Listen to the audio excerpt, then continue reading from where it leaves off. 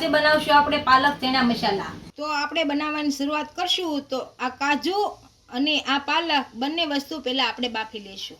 Gas આપણે ચાલુ કરી દીધો છે। આની અંદર પાલક નાખીશું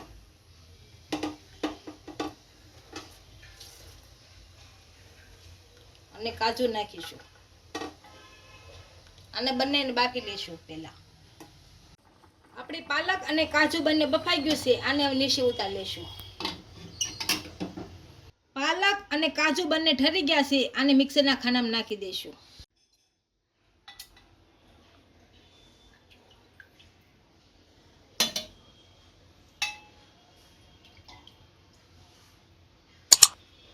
હવે આપણે આની અંદર 1 વાટકી દહીં નાખીશું।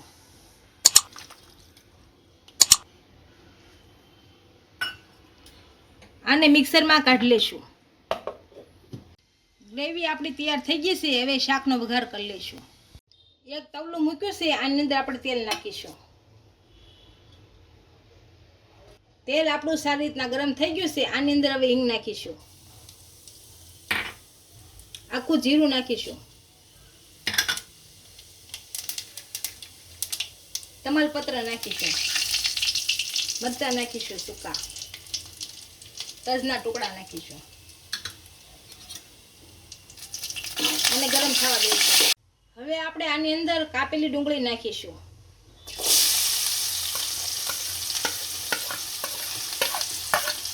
અને શેડવી લઈશું।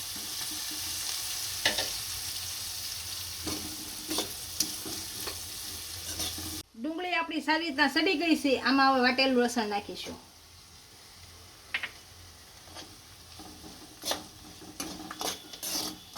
હવે આપણે આની અંદર કાપેલું ટમેટું નાખીશું।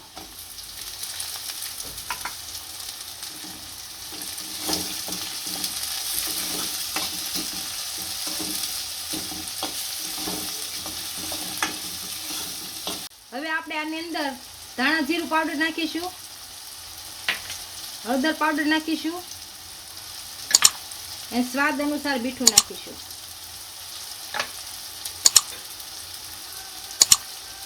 અને મરચું પાવડર નાખીશું અને ભેળવી નાખીશું। આપણા બધા મસાલા આમાં ભળી ગયા છે। હવે પાલક અને કાજુની ગ્રેવી નાખીશું।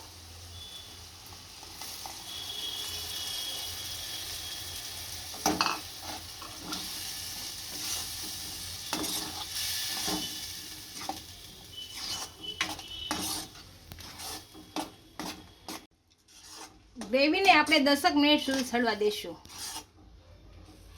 10 મિનિટ જેવું થઈ ગયું છે ને આપણી ગ્રેવી પાકી ગઈ છે। આમાં થોડું પાણી નાખીશું એટલે આપણી ગ્રેવી થોડીક પતલી થાય।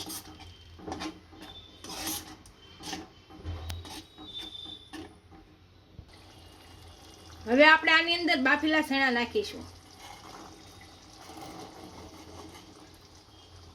અને ભેળવી નાખીશું। હવે આને 5 મિનિટ સુધી ઉકળવા દઈશું।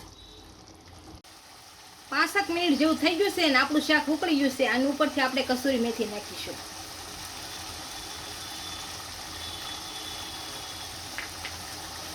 ધાણા નાખીશું।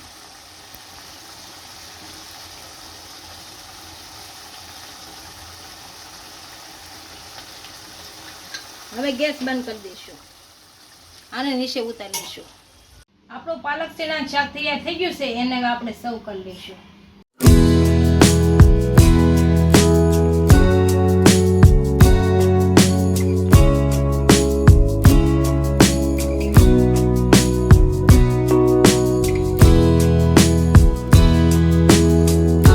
જો મારો વિડીયો ગમ્યો હોય તો વિડીયોને લાઈક કરી દેજો। ઇન્સ્ટાગ્રામ અને ફેસબુક પર ફોલો કરી દેજો। મળીએ નવા વિડીયો સાથે।